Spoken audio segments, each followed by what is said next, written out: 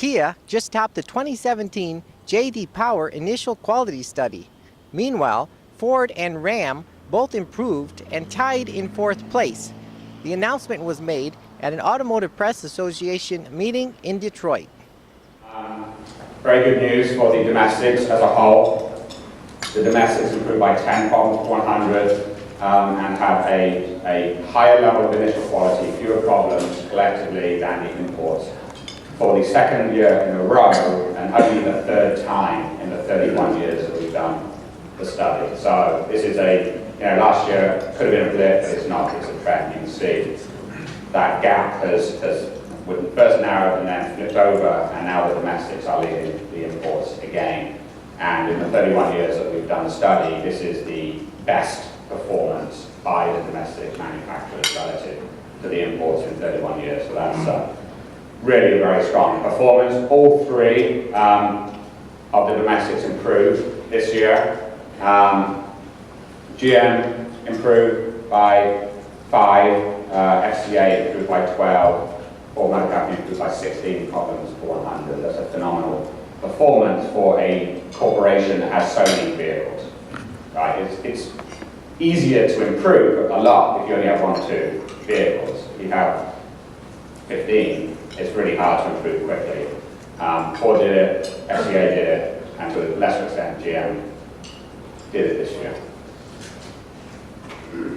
That said, the Korean brands, so Hyundai, Kia, and now Genesis, continue to lead, outperforming all the other origins. We see the domestics perform better than Europeans, better than Japanese, but the Koreans have really got this initial quality thing nailed, and this is not just this year, this has been for the last 5 years. You remember you saw in 1987, Hyundai was towards the bottom. When Kia joined the market, the first 4 years we measured here in IQS, it was dead last. I mean, literally the bottom brand in the marketplace. And now, for the second year in a row, Kia is the #1 brand in the industry. So, chart everybody loves, nameplate ranking.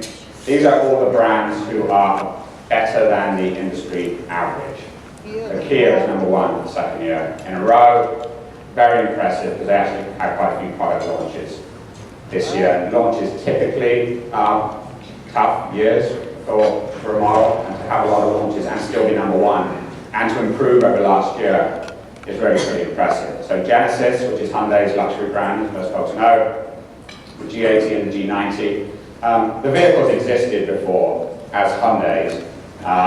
If we had measured Genesis as a brand last year, it would have been third, so second is not a particular surprise. But both of those vehicles are very high quality, and Genesis comes #2 as overall as a brand, and is the #1 premium brand in the industry.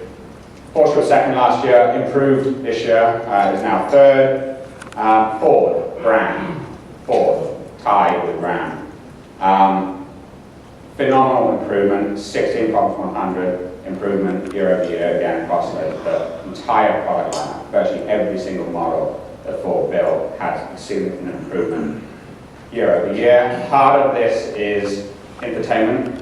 So, when Ford launched my Ford Touch a number of years ago, most people remember that, that was challenging. I have to be careful what I say, because I have French from Ford in the room here, but it was a challenge, right? I mean, things didn't go well. Consumers reported a lot of problems with my Ford Touch. Sync 3 is remarkably better than anything that Ford has done in the past in terms of infotainment.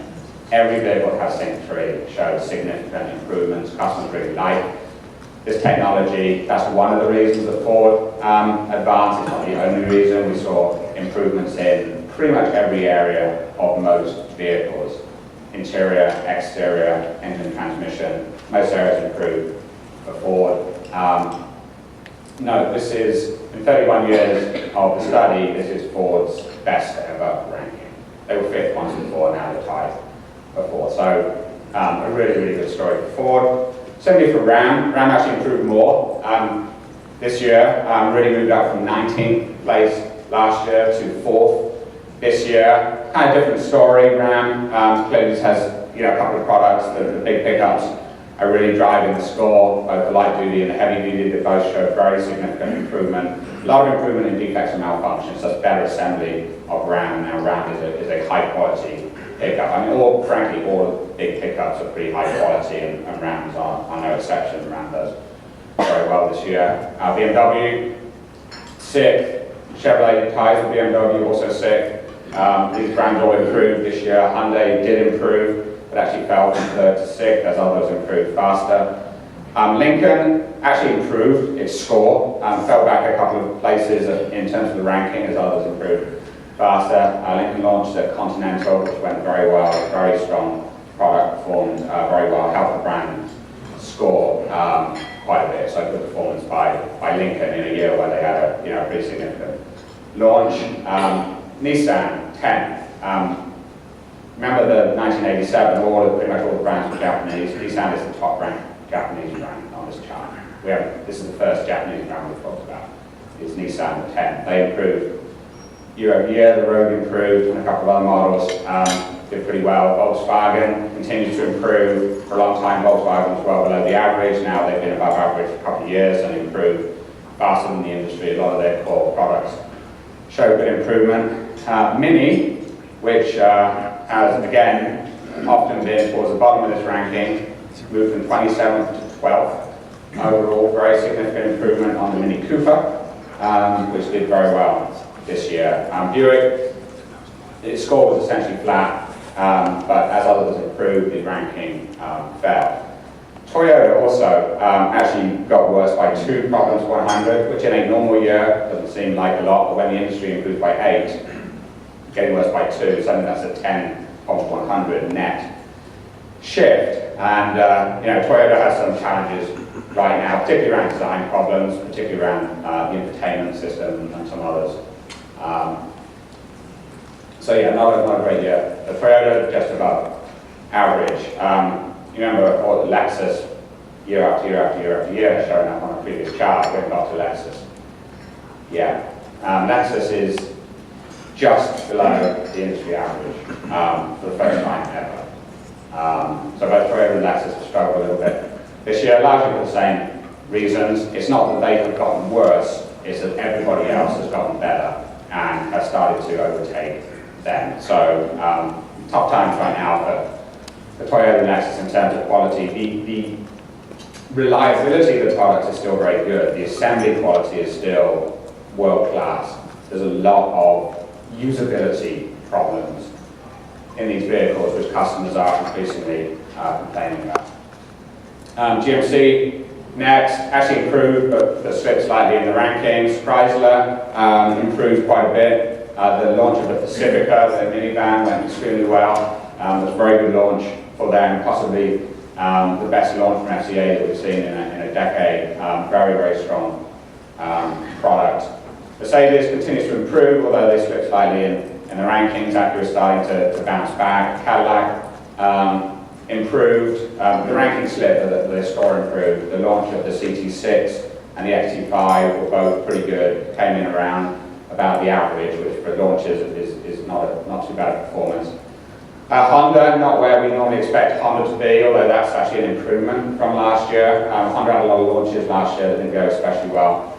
They made quite a few improvements, particularly to the Civic and the Pilot. And they're starting to move back up the rankings, but clearly far short of where they want to be. Dodge showed some good improvement year over year on some carryover products. The Journey improved significantly, and a couple of other vehicles did pretty well for Dodge. Infiniti slipped back a bit this year, some challenges there. Jeep was essentially flat year over year. The Renegade showed some good improvement, but there were some other vehicles that fell back a little bit. Subaru showed a little bit of year over year improvement, but also slipped down the rankings. Audi launched the Q5 redesign, which had a few issues, and that dragged their score down a little bit. Mazda was pretty much flat year over year. Land Rover also fairly flat year over year. Mitsubishi fell back down in the rankings.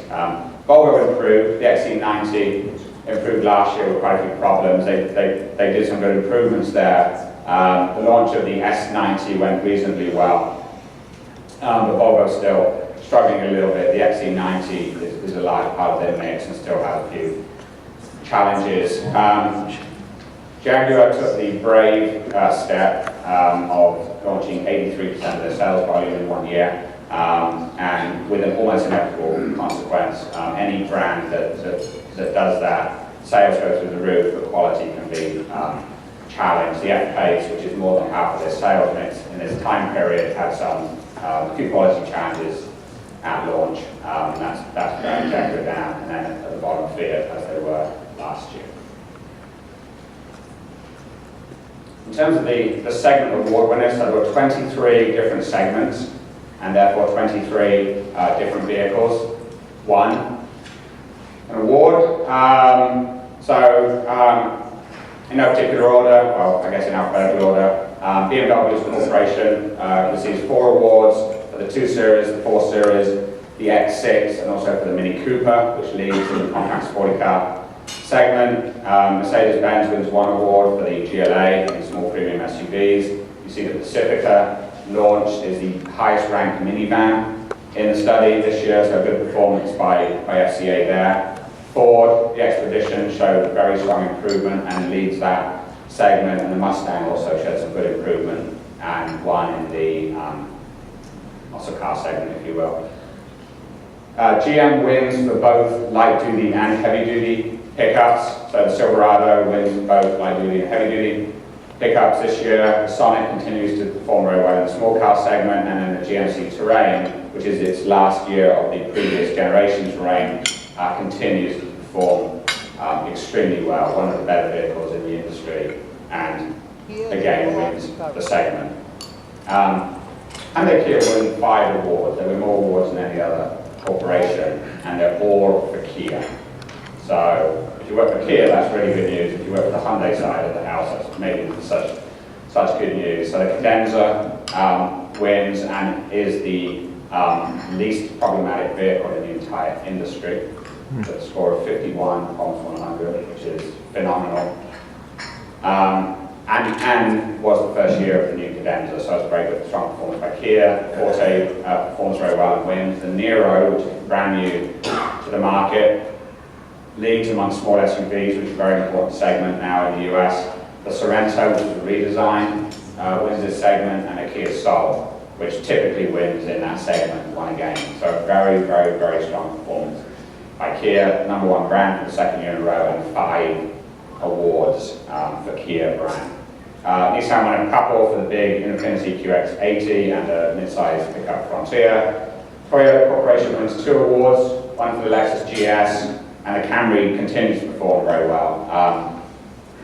One of the better vehicles in the industry and wins in a pretty competitive mid-size car segment. And then VW Porsche wins 2, one for the 911 and one for the Porsche Macan. So we have 9 different corporations that win at least 1 award. That's more than we see in some years. So there's a pretty good spread across the industry. We also measure all of the assembly plants that build these vehicles, and here we just measure defects and malfunctions. We don't measure design problems, because for the most part assembly plants don't have really any control over things like voice recognition or navigation systems. What they do is they put them in the vehicle, but they don't have control over the quality of the systems themselves. So here we just measure defects and malfunctions. So Toyota's plant in Kyushu, which builds the Lexus EX and RX, the 2nd year in a row wins the Platinum Award, so it's the highest quality plant in the world, at least of those supplying the US market. 2 gold winners. So we divide the world up into 3 regions. So there's the Americas, there's Europe and Africa, and then there's Asia Pacific. So Toyota wins in Asia Pacific, but they win overall, so they get platinum. The winners in the other 2 regions get gold. The Porsche plant in Leipzig, which produces their SUVs, performs very well. And then GM's Fort Wayne plant in Indiana, which builds all of their heavy, not all of them, but builds all 4 heavy large pickups: the Silverado, the Sierra, Silverado heavy duty, Sierra heavy duty performed extremely well this year, and tied for 2nd best plant in the industry. It's really a very, very strong performance, considering what they're building there. Pickups are not the easiest thing to build, and because they have lots of different configurations, and they build 4 different ones. So that's an impressive performance. And then you see Toyota continues to do very well in terms of assembly plants. Georgetown 3 wins silver, Georgetown 1 wins bronze in the Americas. A couple of their plants in Japan also win awards. And then we have an award for BMW in Dingolfing outside of Munich, which builds the 6 Series and 7 Series. And then the Daimler-Benz plant, the big plant in Sindelfingen, one of the assembly lines which predominantly builds the S-Class and a handful of AMG GTs, but mostly builds the S-Class with silver. So these are your leading plants, I think most notable here.